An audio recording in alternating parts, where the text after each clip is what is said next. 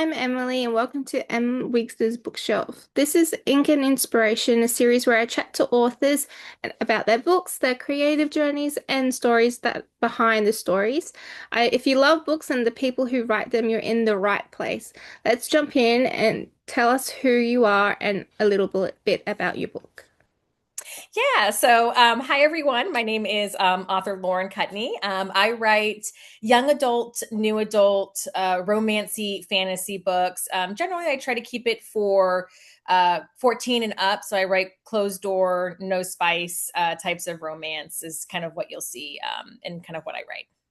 Right now, I have the Royal Insight series that I just came out with book one on December 2nd of 2025. And book two is ready to come out in spring of 2026 here. What inspired the Royal Insights series? I grew up in a traditional family, but when I work in HR. I've been in HR now for 18 years, and I had a lot of friends at work who didn't really have the same type of traditional upbringing. A lot of them were in foster care, were adopted, or never got adopted, and aged out of foster care. And so, when we would talk about like holidays and different kinds of traditions, some of them didn't really have that, and you could tell they were kind of trying to live through others who had different types of experiences. And so I wanted to center my story around that of someone who doesn't have a traditional upbringing, and how you can experience and find love in different ways, whether it's through friendship, a community, could be a partner, but not having parents, or knowing where you come from and trying to find your identity and where you belong. I think that's like really important for those types of books to be out as well. So it's like you can see yourself in characters as well. It's like some people definitely have a range of traditions and even around the world as well. Like it's Mhm. different. So it's really good to see yourself in different characters as well. I always love trying to find bits of me in characters. We do it, absolutely. I Yeah. mean, I think we put a little bit of ourselves in all of our characters somehow. Maybe not everything, but I do sneak a few things here and there in all my characters that kind of maybe are a little bit of me too. I think it would be hard not to base a little bit Mhm. of personality so that the characters actually resonate with people and like, yep, I actually believe this character. I'm invested in it as well. Yes, absolutely. What drew you to writing in the first place? So I've kind of been writing almost all my life, but where I would say it started is, I'm a millennial. I'm the younger, kind of generation. But I remember when my grandmother would come down and visit us, and always it was soap operas, and then it was The Price is Right that would come on. But when we would watch the soap operas, there was always this tension and this longing, and I mean, a couple could get together in a month, or it could be a year. And I remember like being frustrated, but like I was so tuned in to that tension between the couple. And then I'd find myself saying, I could probably write that a lot better, right? I could do a little bit more with that. And then kind of fast forward in high school, I was a feature editor for my high school newspaper. So my writing continued there. And then after that, I've been now, like I said, in HR for 18 years. And through HR, I do investigative reports. But on the side, which, when it's not work, I loved to write a lot of fan fiction for shows, movies, and books that I really enjoyed. And when I started to see thousands of people viewing them and telling me, hey, your writing is almost like a cinematic experience, I'm like, you know what? Maybe I should go back to the stories that I wrote just for fun for me and start taking it seriously as being an author and writing books for others to experience too. I think writing fan fiction is like the easiest way to start writing stories because you've already got the characters, you've already got the world. You're like, I actually want this to happen to the characters. Like, I think everyone sort of started writing their own fan fiction when they were in high school. Well, I did. It really is, but sometimes it can also be tough because some Mm. people want the fan fiction where the characters are true to the character. And so trying to do that justice and making sure, like one of them I used to do is there was two, Grey's Anatomy, and I also did a lot for Vampire Academy. And when you get those kind of fans, like they want that character to, continue being sassy, or this person to continue being a smug individual. And so that when I found that I was doing that well, I'm like, okay, if I can continue for other people's characters, then I know I'm on the right track for the own that I create. Fandom fans are like the most brutal. reviewers. They really are. Don't mess with their characters. Cannot mess with them at all. Yes, I get it, right? We're protective as an author. I'm protective of my characters. And sometimes when I think that's one of my biggest pet peeves is when you see a book get adapted into a movie and then it's not what the book is, which I'll talk about. Like Vampire Academy was a perfect example of that. I believe the director who did Vampire Diaries, she went to make the show, and like one of the biggest things about the male character she took away, she made him, I think, British instead of Russian, and he's Russian. I'm like, you can't mess with that character, like that's what he is. So yeah, you get protective of them, and some things you can change, but some things you just don't. Yeah, definitely. It's like when people there's rumors of like books being made into TV shows or movies, and I'm like, I want to watch it, but I'm like, I don't want them to change what I love about the characters. No. I will say Lord of the Rings, I think they actually did a better job Yeah. with the movies for those that maybe couldn't get through the entire books, and they're Yeah. wonderful books, but they did a phenomenal job with the movies. Yes, So they really that's the did. one that did it right. Yes, that's one of the few. Yeah, exactly. How did you choose which character center the story around, in particular with your Royal Insight series? Yeah, so I wanted that to really center around Elena. So the good thing about her friendship with Hannah is that they both come from a shared history as far as both being in the orphanage. So she had someone that she could relate to, but I really wanted it to center around her and her experience of not having a family to love, but always drawing to it and wanting that. And so I wanted, knowing that she was going to be a character that is strong underneath, but doesn't know yet her strength, doesn't know yet her worth. I really wanted her to be able to kind of experience that as they start to throw all these other obstacles that come in her way, to be able to have that quietness come out of her and kind of realize, hey, all these things that were, challenges, I've overcome that. I can overcome this too. And so I kind of always knew that was going to be her. And then kind of having that experience with her best friend, leveraging that and using that as part of how she continues to grow in the story. Did you, for your process of writing your book, do you sort of plot out the series as a whole, or you just focus as book by book? So yeah, no, I wouldn't say I'm a little bit of both. What do they call it? A pantser and an outliner. So I do outline. I will say so. The book one was all built around, and I won't give any spoilers, I promise. But there's a pivotal scene in book one. And this is not a spoiler alert. Elena has ability to see future visions, not just future but past visions as well. And in one part in the book, which also really elevates her relationship with Alexi, her head of security, she has this vision, and it really kind of makes her have to come to terms with not only that she has this ability, but also feelings that she may be starting to have.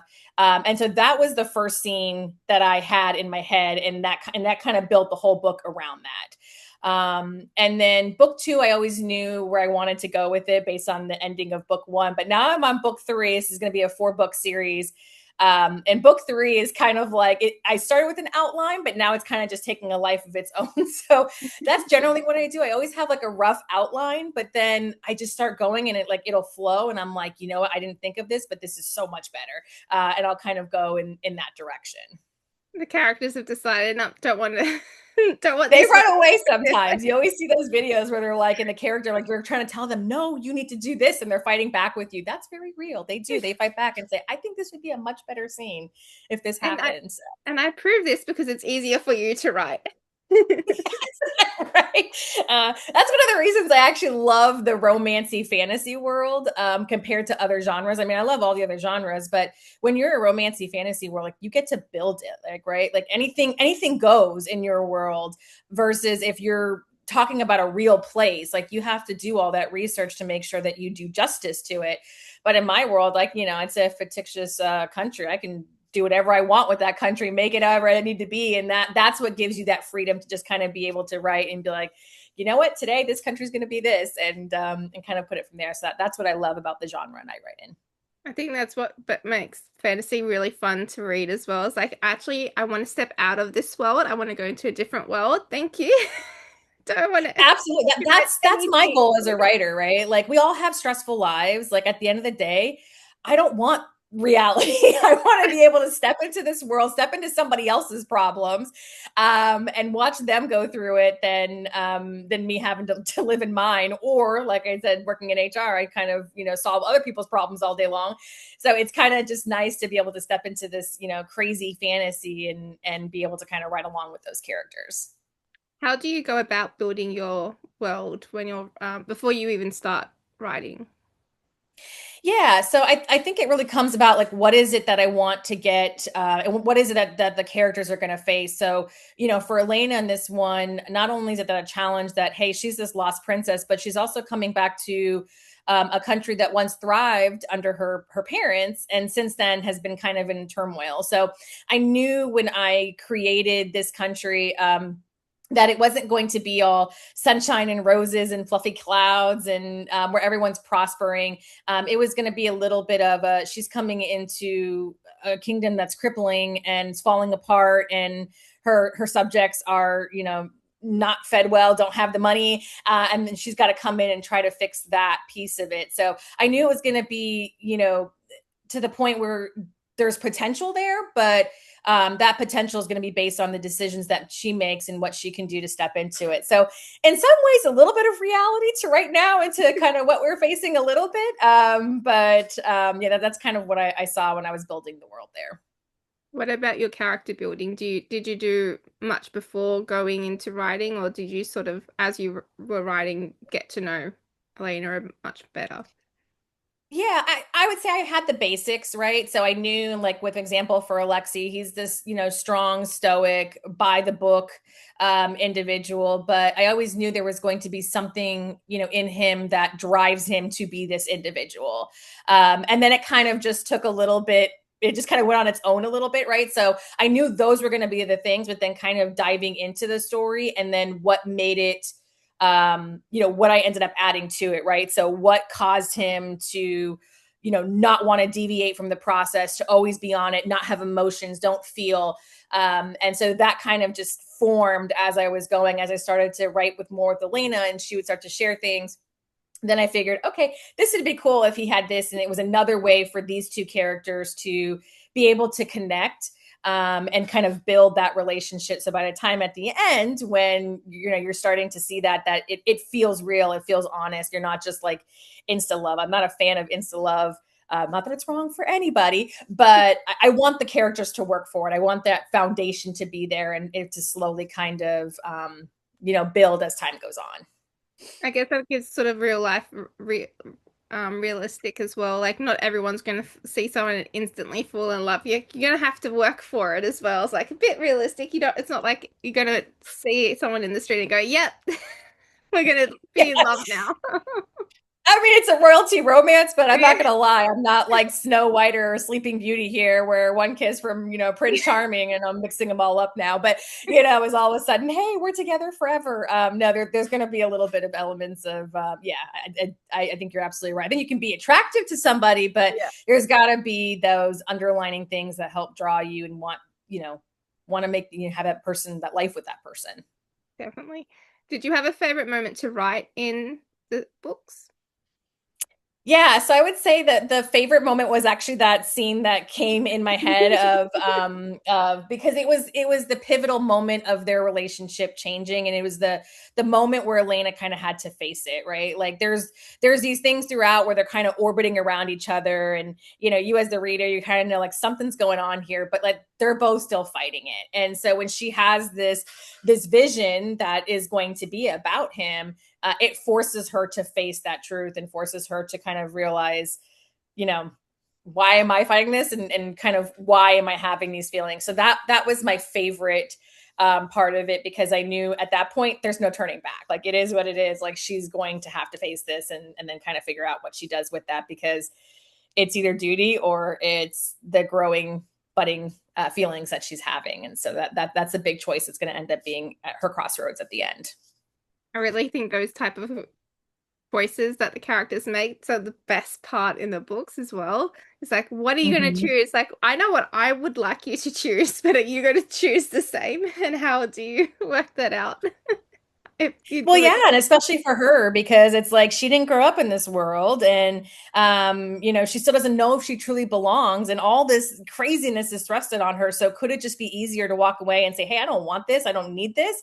And choose something else, or is that fight, that never want to give up, is that duty to know that you could do better? Is that what will drive her? And so yeah, I'm like you. I like that. I don't want easy. I want it to be messy. Exactly. That is and good. yeah, I want them to go on that journey with them, and that's the biggest thing of what I like is making sure that the characters feel relatable. That when they make their decisions, they're not easy, they're messy, they're it's turmoil, it's all that. Like I want the readers to feel that as well when it happens. Yeah, the best parts of books. Has writing and publishing a book changed the way you see yourself?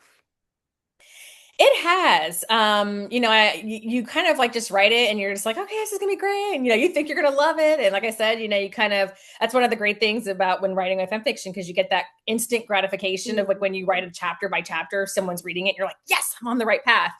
And then you go through editing and it humbles you so much because you're just like, hey, what I thought is fantastic. They're like, yeah, this is more exposition, or you could do better here with dialogue or whatever it may be. And so it really did. It going all the way from beginning to end. I think it really strengthened how I write, and I think it strengthened not only overall just like me as a dialogue. I've always been told my dialogue is really good. It's a strength of mine, and kind of just going through this process from beginning to end. I think it just kind of segmented that, and what kind of keeps me wanting to go forward and continue to create these types of pieces for others to be able to kind of be a part of too. I think if you nail the dialogue, everything else is a bit easier because that's like the real part you believe the characters as well. Yeah, it really is. I went through a workshop where it was all about dialogue, and they're like, "Can you write a scene where you can't give us any information about, like, you can't kind of give that little bit like, oh, they sigh or they do this, and the dialogue has to speak for itself." And so that was such a really interesting um, exercise, and it just proved, like to your point, like you can get dialogue across without having to add all the fluff. And if it's there, then the reader will pick up on it and understand it. And so that happened right towards the end of the editing process. And as soon as I came back from that workshop, I was like, oh, I'm going to go back and fix all this dialogue and kind of do all of that too. So I felt that was a big win in kind of, going through from beginning to end.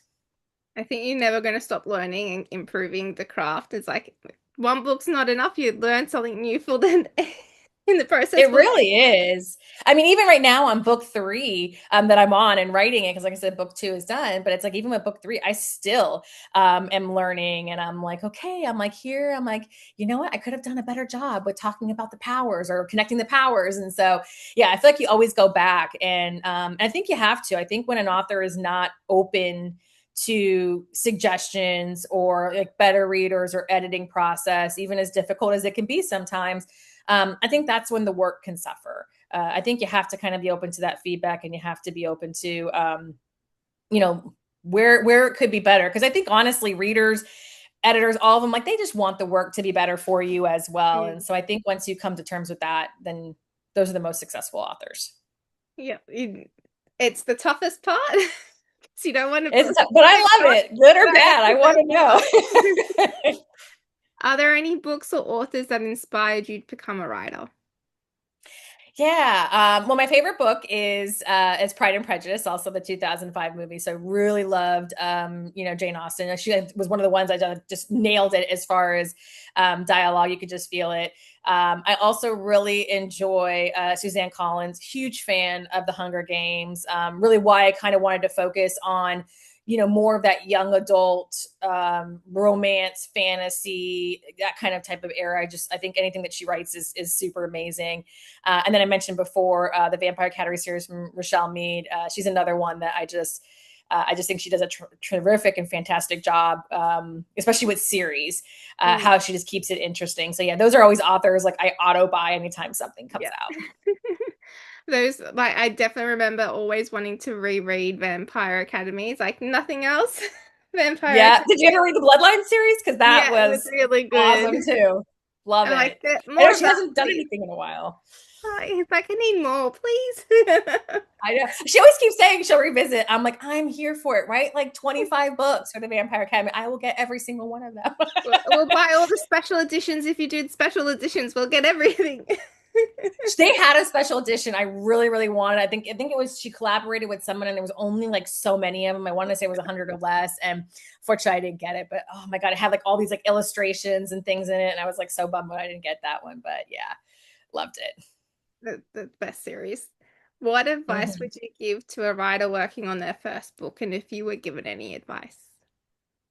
Yeah, so I would say just don't give up. I know it's always like the easiest thing someone says, but it's hard. It is. I mean, there'll be and there's times where you're just like, I don't know where this is going, and that's okay. But just write it down and you go back to it. Actually, in this book, I was kind of doing the same thing in the first one, where I'm just like, I don't know where this is going, and this is getting so frustrating. And I don't like this scene that I wrote. And the biggest advice I got was take a breath, step away, because I'm very like with my day-to-day work, like I don't have time to just sit on something. Right, if I sit on something, it can escalate and be bigger and then really get out of hand. So I have to resolve conflict, all these kind of issues right away. And so translating that into author work is difficult. Like you want to just bang out the book and get it done, but sometimes if you just take a breath, let the scene sit and then come back to it, it becomes even better. And that happened to quite a few scenes in the book where I didn't have them at first.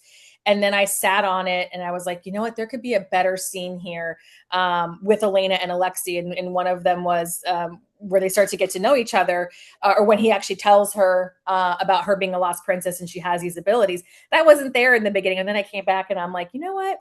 It would be better if it came from him and then he would be able to do this. And so by kind of stepping back and taking that breather, it kind of brings to it. So just get it down there. And then if you feel it's not working, step away, come back and, with a fresh mind. And when you do, it ends up making the story so much better. And don't try to rush to get to a timeline. I mean, I know they're out there, but really, I think when you rush it is when the story and the creativity can kind of fall apart. You sort of can tell as well when like the authors is like keep on smashing out the books and they haven't had time to actually like step away from the manuscript. It's like a bit of time, but yeah, but that's the hardest thing to do because you do feel the pressure of deadlines as well. It's like, okay, I get it, but to allow yourself to have that sort of breathing space is also kind of a point in everything outside. Yeah, because then you start to have your characters make decisions that I don't think are what they were supposed to do. And I'm not going to call out one really popular series that I liked. And then when the third book came out, it was like the decisions that she was making, I'm like, this kind of felt like it was rushed. This kind of felt like maybe you had a blockbuster hit with it. It was at the time when all the great books were turning into movies. You had Twilight, The Hunger Games, all that was kind of out. And then this one came out and it was just like, by the time we got to book 3, and then where her decisions led her to, it was just like, this doesn't feel like her anymore. And it really did feel like, was this, publishers pushing to get that other book out so then the movie could be made. And I feel like that when that happens, you lose it at that point.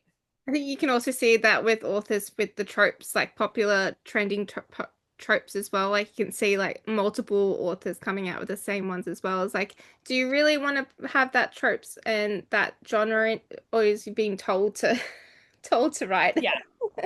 And you know how, perfect example, enemies to lover. That's like my number Yeah. one favorite trope is enemies to lover. But like literally when they go from enemy to lover on page 2, I'm like, that's Yeah. not enemy to lover. That's like, okay, you and I didn't get along for a page and now we got along. I mean, I want like the whole book almost to where you're enemies and then now you're lovers. Like, Something, so yeah, when you something, see stuff like that, it's like, something right at the end has changed your mind. That's in enemies to yeah, lovers.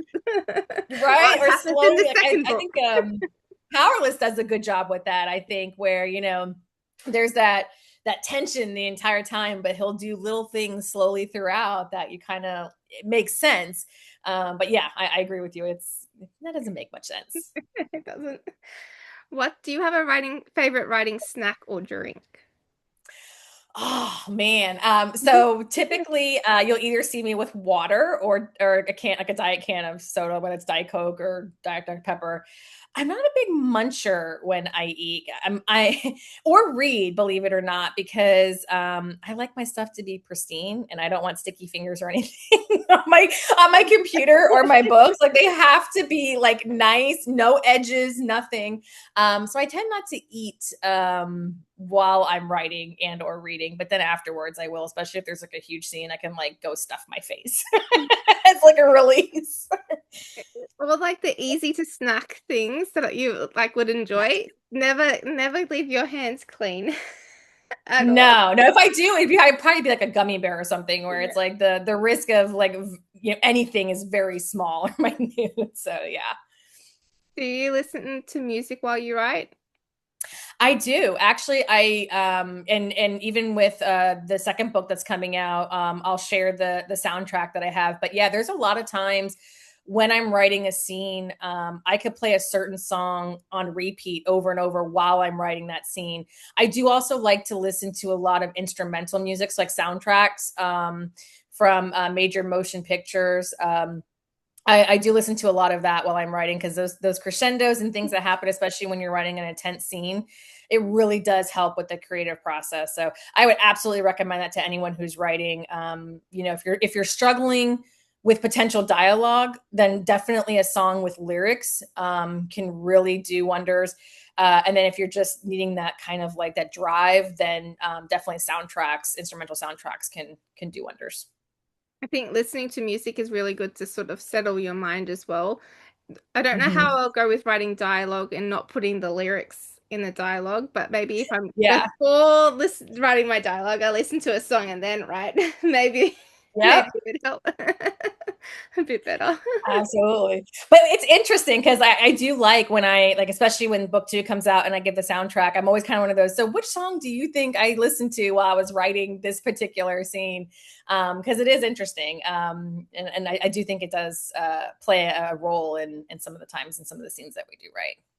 It does help like set the mood and everything as well. Like a good song always sets the mood for reading Yeah. or I'll probably tell you.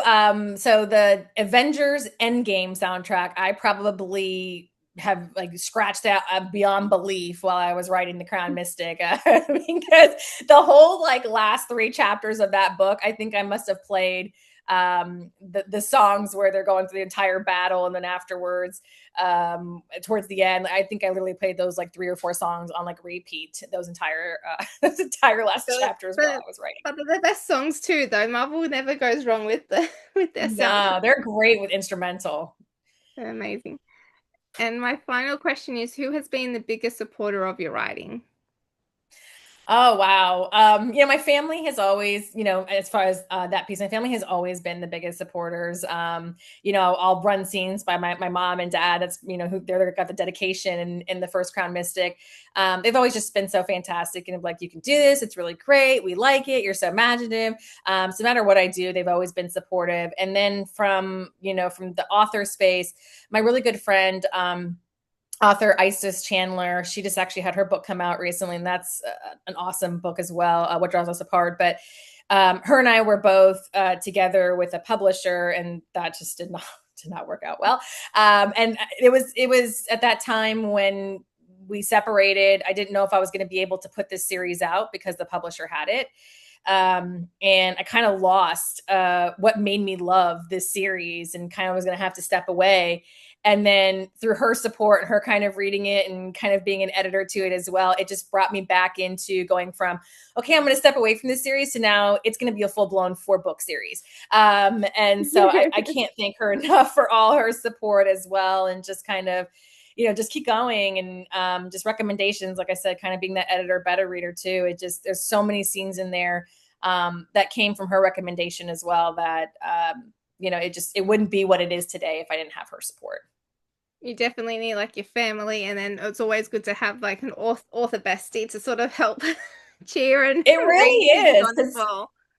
Yeah, because they have your best interest at heart. They know what it's like to write a book and go through the editing process. And so and they know you. They know your style, they know what you're trying to convey. And so yeah, absolutely. If you have a good friend that's an author and you know has your back, they make one of the best to run all your ideas on because they want to see you succeed just as much. Yeah, it's always, I always love seeing authors supporting each other on Instagram and everything. It's like, yep, that's really good. I always love seeing that as well. So it's always the best part. It really is. I mean, I can't say enough about Instagram. I know there's TikTok and everything, but honestly, the authors I've met and some of the people that I've gotten, I mean, I'm seeing work and I'm reading work from authors that probably would have never known had it not been for Instagram. And some of them are just, I mean, it's amazing. And they're all indie authors as well, and it's just so nice to be able to kind of find these authors when you don't have a major publisher behind you kind of pushing the work out. And I can't be so I'm just so grateful to be able to find them and get to read their work as well. So yeah, so definitely check out my socials because I always I do little reviews for them as well when I read their books, and it's just some amazing folks on there that write some amazing work. Definitely. It's like the best thing is discovering a fantastic indie author that, that you wouldn't have found otherwise. It's just the algorithm and everything pushing them forward is like, yep, actually, thank you. I needed this type of book for me to read today. So it's always I love the community as well.